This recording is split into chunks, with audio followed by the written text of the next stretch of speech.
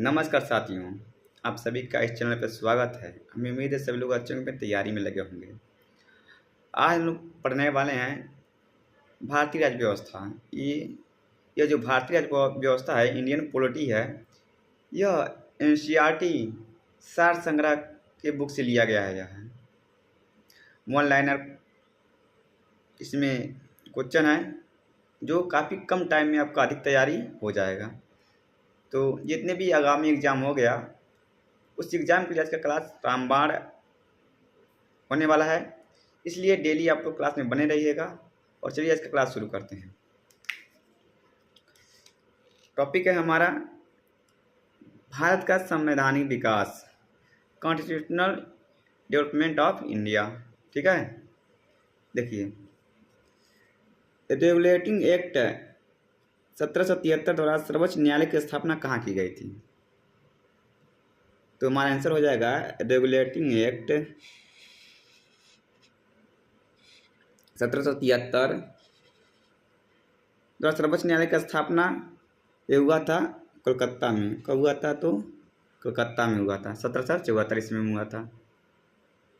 Next प्रश्न है, भारतीयों को भारत के प्रशासन में भाग लेने का अधिकार किस अधिनियम के द्वारा प्राप्त हुआ?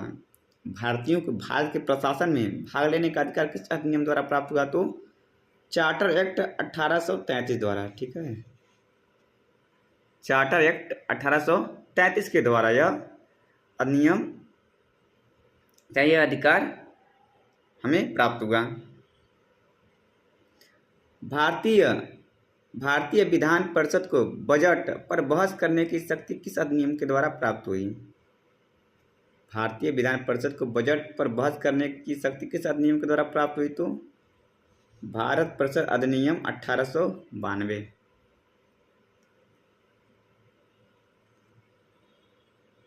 केंद्रीय विधानमंडल सर्वप्रथम किस अधिनियम के द्वारा द्विसदनी बनाया गया?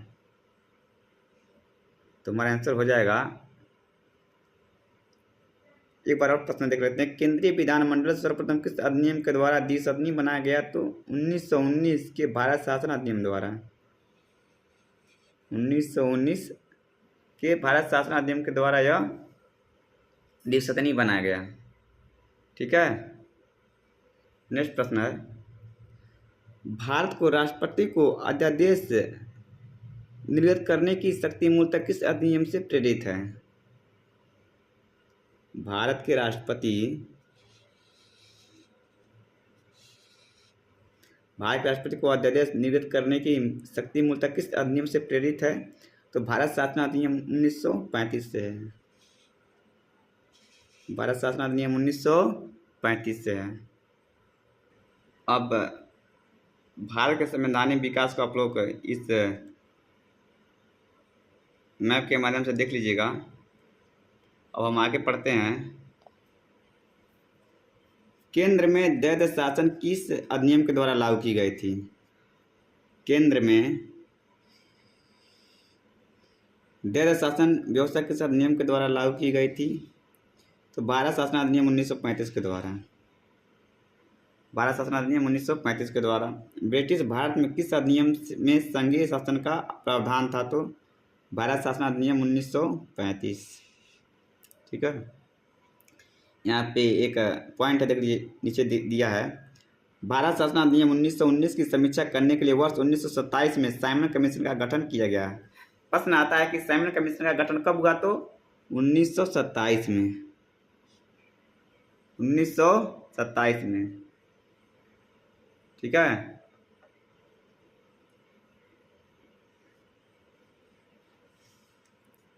नेक्स्ट प्रश्न देखिए, अखिल भारतीय संघ स्थापित करने का प्रावधान किस अधिनियम में किया गया था?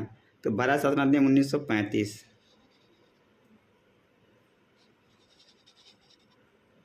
ठीक है, भारत शासन अधिनियम 1935 है। ये बॉक्स में दिया है, भारत के संविधान में केंद्र और राज्यों के मध्य किया गया शक्तियों का विभाजन भारत सरकार अधिनियम 1935 पर आधारित है।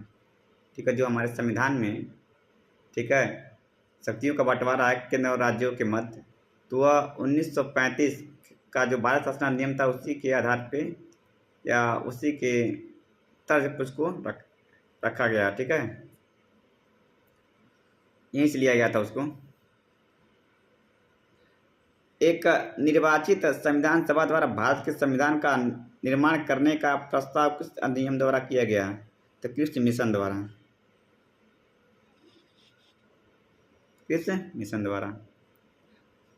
भारतीय संविधान सभा का गठन किसके अंतर्गत किया गया? तो कैबिनेट मिशन 1946 के द्वारा संविधान सभा का गठन। कैबिनेट मिशन द्वारा प्रस्तुत योजना के अनुसार संविधान सभा में प्रांतों से प्रतिनिधियों का निर्वाचन किस अनुपात में था? तो 10 लाख की जनसंख्या पर, 10 लाख की जनसंख्या पर एक सदस्य। भारतीय संविधान का निर्माण करने वाली संविधान सभा के सदस्यों का चुनाव किसके द्वारा किया गया? तो विभिन्न प्रांतों की विधानसभाओं के द्वारा, ठीक है। देखिए, अब अंतरिम सरकार की गठन की जाती है, उसको देखिए। अंतरिम सरकार में पंडित जवाहरलाल नेहरू को जो विभाग दिया गया था, वो विभाग क्या था? देखिए, राष्ट्रमंडल संबंध तथा विदेशी मामले, ठीक है। सरदार वल्लभ भाई पटेल को जो विभाग दिया गया था, गृह सूचना एवं प्रसारण मंत्रालय दिया गया था इनको। डॉक्टर राजेंद्र प्रसाद को खाद्य एवं कृषि मंत्री बनाया गया था। जनमथाई को उद्योग एवं नागरिक आपूर्ति विभाग दिया गया था। जगजीवन राम को श्रम विभाग, सरदार बलदेव सिंह को रक्षा विभाग, लियाकत अली को वित्त, श्री राजगोपालचारी को शिक्षा एवं कला। ये अभी हमारी आज़ादी से पहले जो अंतरिम सरकार की गठन की गई थी उसकी बात हो रही है, ठीक है। अभी चुनाव नहीं हुए हैं। भारत की संविधान सभा की पहली बैठक कब हुई थी? तो 9 दिसंबर 1946 को हुई थी संविधान सभा की पहली बैठक। भारतीय संविधान का प्रथम प्रारूप सर BN राव द्वारा तैयार किया गया था। संविधान सभा का अस्थायी अध्यक्ष किसे चुना गया था? तो डॉक्टर राजेंद्र प्रसाद जी को चुना गया था संविधान सभा का अस्थायी अध्यक्ष। संविधान सभा में पंडित नेहरू द्वारा उद्देश्य प्रस्ताव कब प्रस्तुत किया गया था? तो 13 दिसंबर 1946 को। एक प्रश्न आप लोग बताइए कि संविधान सभा का अस्थायी अध्यक्ष किनको बनाया गया था? कमेंट बॉक्स में जरूर बताइएगा। नेहरू द्वारा प्रस्तुत उद्देश्य प्रस्ताव संविधान सभा में कब स्वीकृत हुआ? तो 22 जनवरी 1947। ये दोनों क्वेश्चन जो वेरी इंपॉर्टेंट है, बहुत ही महत्वपूर्ण है, अक्सर एग्जाम में यह प्रश्न आता है। भारतीय संविधान के निर्माण काल में संविधान सभा के कुल कितने अधिवेशन हुए थे? तो 12 अधिवेशन, ठीक है। संविधान सभा की पहली बैठक कब हुई थी? 9 दिसंबर 1946 को हुई थी। भारतीय संविधान के निर्माण में संविधान सभा को कितना समय लगा था? तो 2 वर्ष 11 माह 18 दिन। भारतीय संविधान सभा के संवैधानिक सलाहकार कौन थे? Sir BN Rao. भारत की संविधान सभा में वर्तमान रूप में राष्ट्रीय ध्वज को कब अपनाया गया था? तो 22 जुलाई 1947 को, ठीक है।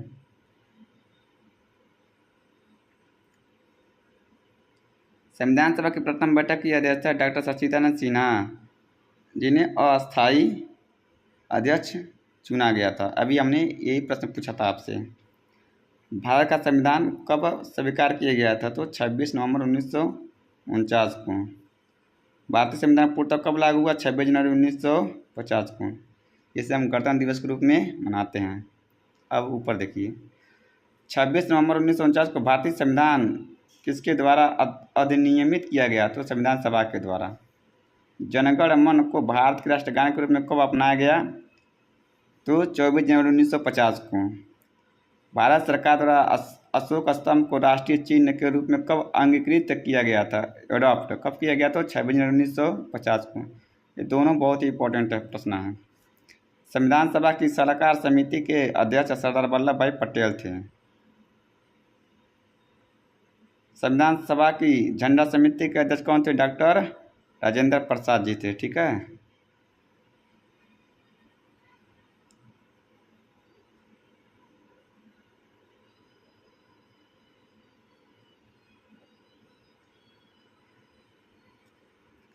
प्रमुख समितियां एवं उनके अध्यक्ष।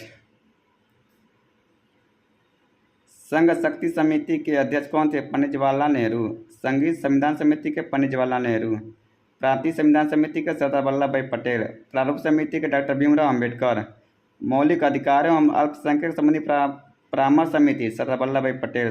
प्रक्रिया नियम समिति डॉक्टर राजेंद्र प्रसाद। राज्यों के लिए समिति पंडित जवाहरलाल नेहरू। संचालन समिति डॉक्टर राजेंद्र प्रसाद।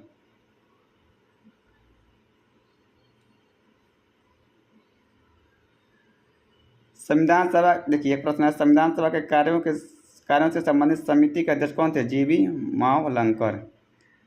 तो ये रहे कुछ महत्वपूर्ण प्रश्न संविधान सभा के। अगर वीडियो पसंद आए तो इसको लाइक कीजिएगा, सब्सक्राइब कीजिएगा, शेयर कीजिएगा, क्योंकि ये जितने भी प्रश्न हम लेके आए थे सब एनसीईआरटी के प्रश्न हैं। आगामी जो भी एग्जाम है, ग्रुप डी हो गया, एसएससी हो गया, यूपीपी हो गया, चाहे यूपी पटेल प्लस से जो भी एग्ज़ाम होने वाला है उसके लिए तो ये क्लास रामबाण है। ठीक है, रोज़ डेली एक क्लास लेके आएंगे। अगर वीडियो अच्छी लगे तो आप लोग तो सब्सक्राइब जरूर कीजिएगा, क्योंकि आपके ये सब्सक्राइब से कुछ नहीं होगा, लेकिन हमें मोटिवेशन जरूर मिलेगा। और इसे शेयर भी कीजिएगा आप लोग। धन्यवाद।